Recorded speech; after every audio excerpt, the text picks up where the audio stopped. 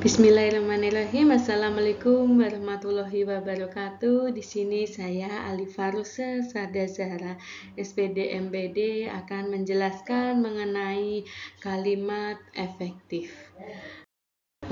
Capaian pembelajaran yaitu mampu menjelaskan unsur dan syarat kalimat efektif dalam penulisan ilmiah. Pengertian kalimat efektif yaitu kalimat yang dapat memiliki pemikiran penulis pembicara secara tepat sehingga pembaca atau pendengar dapat memahami pemikiran tersebut dengan mudah, jelas, lengkap, serta apa yang dimaksud penulis dan pembicara. Di dalam unsur kalimat efektif terdapat subjek, predikat, objek, pelengkap, dan keterangan. Nah, ini adalah unsur kalimat efektif sesuai dengan subjek.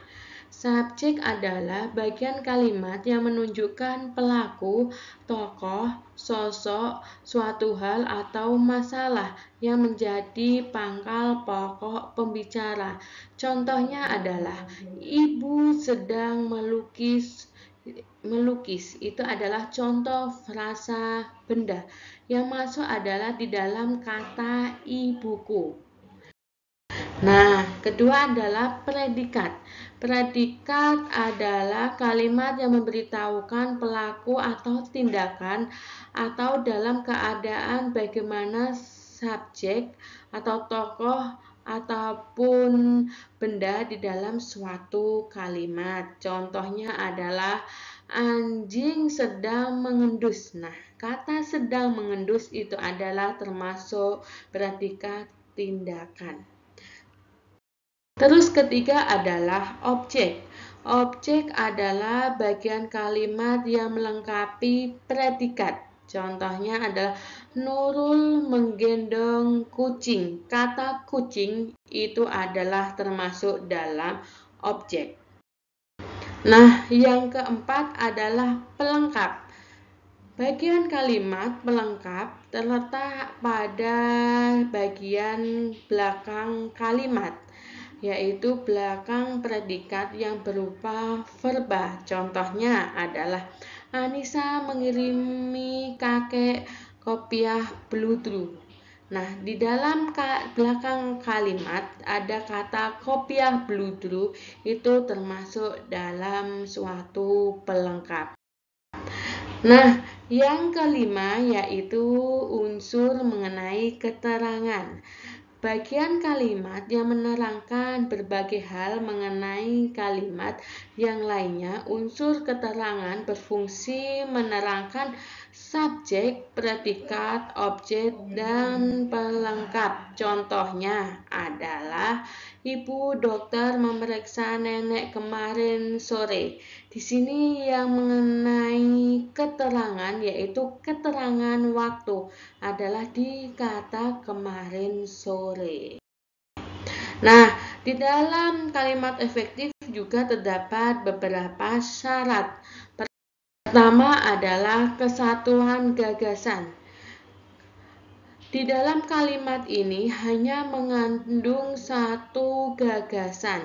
Kenapa seperti itu? Karena di dalam contoh ini itu terdapat beberapa gagasan. Ada 3 gagasan, yaitu contohnya melihatkan perkembangan penduduk RW 06 Kampung Sidodadi yang semakin padat namun tidak didukung dengan perekonomian yang cukup, dan tanpa kita sadari bahwa peningkatan tersebut memerlukan sarana dan prasarana yang memadai. Nah, itu terdapat 3 gagasan. Yang pertama, gagasan pertama perkembangan penduduk RW 06 Kampung Sidodadi yang semakin padat. Yang kedua, perkembangan itu tidak didukung dengan perekonomian yang cukup. 3, kita tidak menyadari bahwa peningkatan tersebut memerlukan sarana prasarana yang memadai. Nah, ini termasuk kurang benar, yang benar adalah diperbaiki menjadi perkembangan penduduk RW 06 Kampung Sidodadi semakin padat didukung oleh perekonomian yang cukup dan sarana prasarana yang memadai. Itu adalah contoh suatu gagasan. Yaitu kedua adalah mengenai kesepadanan.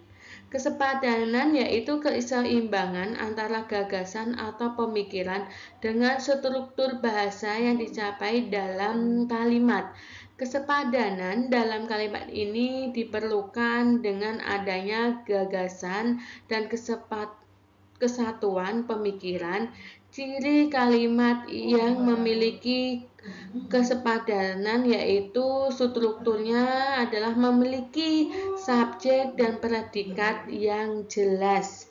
Nah, di sini akan saya contohkan mengenai yang tidak efektif terlebih dahulu, yaitu tidak diharapkan oleh bangsa manapun, tetapi kenyataannya kita harus dapat menerima dengan tabah.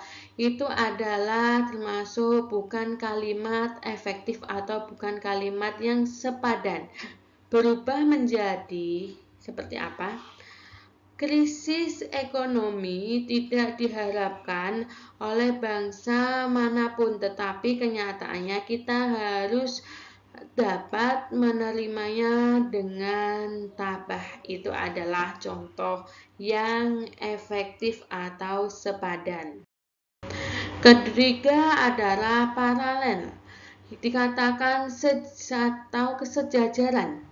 Ini adalah kesamaan bentuk kata atau makna yang digunakan di dalam kalimat. Yang dimaksud dengan kesamaan bentuk kata adalah jika kata pertama berbentuk verba, pada kata selanjutnya berbentuk verba.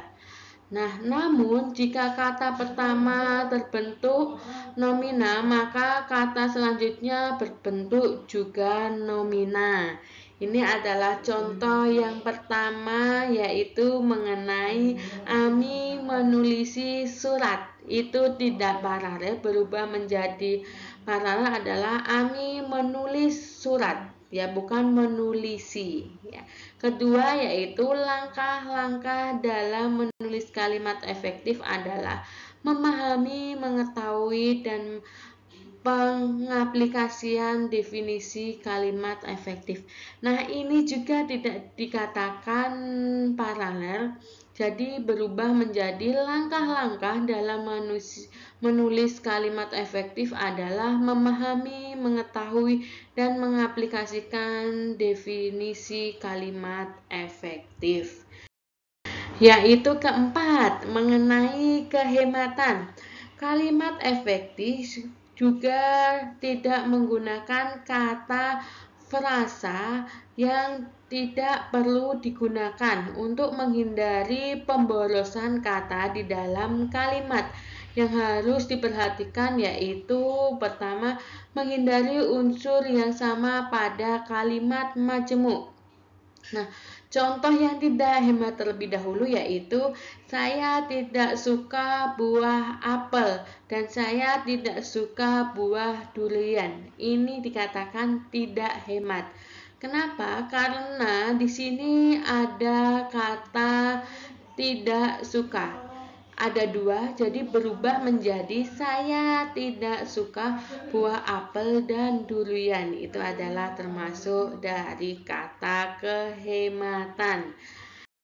Nah, yang kelima adalah mengenai kelogisan. Kalau dikatakan logis, pasti ide kalimat dalam kalimat efektif dapat diterima atau dimengerti oleh akal atau sesuai dengan kaidah EYD. Yang pertama adalah yang tidak logis terlebih dahulu, yaitu waktu dan tempat kami persilahkan. Itu dikatakan tidak logis. Bapak kepala sekolah, kami persilahkan maju ke mimbar. Ini termasuk adalah kalimat logis. Yang kedua contohnya adalah saya mengajar mata kuliah jurnalistik online di kampus. itu juga dikatakan tidak logis. Berubah menjadi saya mengajarkan mata kuliah jurnalistik online di kampus. Itu seperti itu. Yang keenam adalah mengenai kecermatan. Kalimat efektif ditulis secara cermat, tepat dalam diksi sehingga tidak menimbulkan tafsir ganda atau kerancuan dalam kalimat. Kecermatan juga diperhatikan dengan tidak mengulang kata-kata yang sama yang bukan bertujuan dalam penekanan. Contohnya adalah, saya berikan contoh satu ya, yaitu ada mahasiswa perguruan tinggi yang terkenal menjadi Putri Indonesia tahun ini. Nah, contoh kalimat itu kurang cermat. Nah, berubah menjadi cermat yaitu mahasiswa yang berasal dari perguruan tinggi yang terkenal itu menjadi Putri Indonesia tahun ini. Nah, yang ketujuh mengenai kebervariasian. Kalimat efektif menunjukkan penggunaan kalimat yang tidak monoton. Kalimat yang digunakan sebaiknya bervariasi dengan memanfaatkan jenis-jenis kalimat yang ada dalam bahasa Indonesia.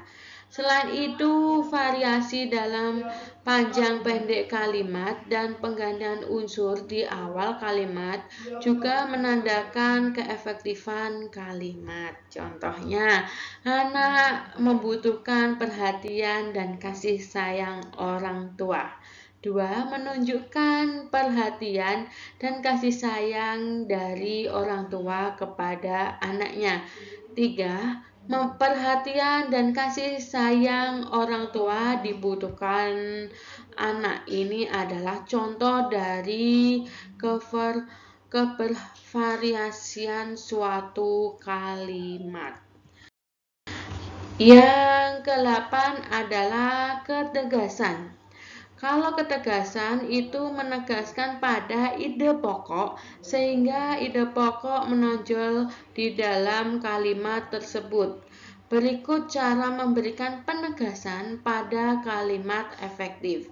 Di sini ada contoh yaitu pertemuan itu dihadiri oleh Menteri Pendidikan, Gubernur dan Presiden. Itu tidak efektif, berubah menjadi pertemuan itu dihadiri oleh Presiden, Menteri Pendidikan dan Gubernur, seperti itu.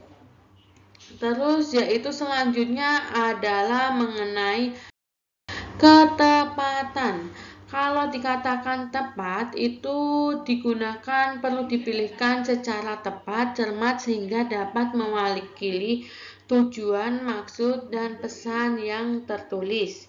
Contohnya adalah posisi ketujuh korban saat ditemukan warga dan aparat kepolisian berada dalam satu ruangan. Ini kurang tepat. Berubah menjadi yaitu posisi ketujuh korban saat ditemukan warga dan aparat kepolisian di dalam satu ruangan, ya, seperti itu. Jadi itu berubah menjadi kata yang tepat. Selanjutnya ada kebenaran struktur. Kalau dikatakan benar struktur itu adalah bahasa Indonesia artinya unsur yang digunakan dalam kalimat tidak memiliki unsur asing atau unsur daerah. Contohnya, pemerintah akan membangun sebuah sekolah yang mana sekolah itu adalah satu-satunya sekolah yang dapat di daerah desa di Bogor. Nah, ini adalah contoh kalimat tidak benar. Yang benar adalah pemerintah akan membangun sebuah sekolah yang merupakan satu-satunya sekolah yang ada di desa Sipiogot, seperti itu. Yang ke-11 yaitu mengenai keringkasan. Pemakaian kata dan kelompok kata yang sebenarnya memiliki makna yang sama. Dalam hal ini, kelompok kata merupakan bentuk panjang, sedangkan kata merupakan bentuk ringkasan pendek. Contohnya, kami mengadakan penelitian anak jalanan di Jakarta. Ini adalah bentuk panjangnya. Menjadi bentuk ringkasnya yaitu kami meneliti anak jalanan di Jakarta. Itu adalah contoh dari kalimat yang berbentuk panjang dan berbentuk ringkas.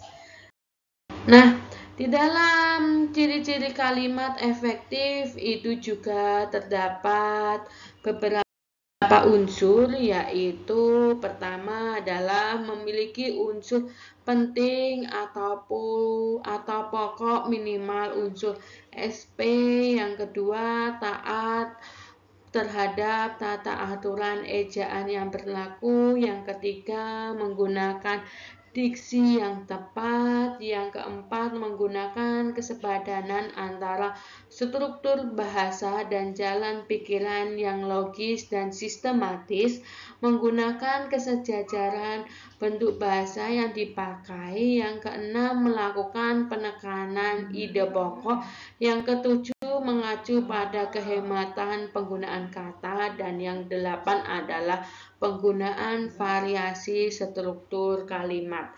Itu tadi adalah beberapa materi mengenai kalimat efektif.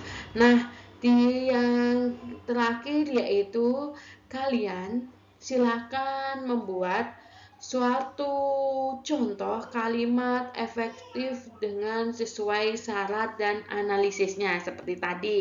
Kalau mengalami kalimat itu tidak sejajar, nah di mana tingkat kesalahan tidak sejajarnya atau kurang tepatnya? Nah, itu berikan satu contoh setiap kalimat efektif atau setiap syarat dalam kalimat efektif ya. Jadi silahkan kalian membuat contoh kalimat efektif sesuai dengan syarat dan analisisnya. Saya kira cukup untuk materi ini. Terima kasih atas antusias kalian semua dan mohon maaf bila ada salah kata. Dan terima kasih. Wassalamualaikum warahmatullahi wabarakatuh. Terima kasih.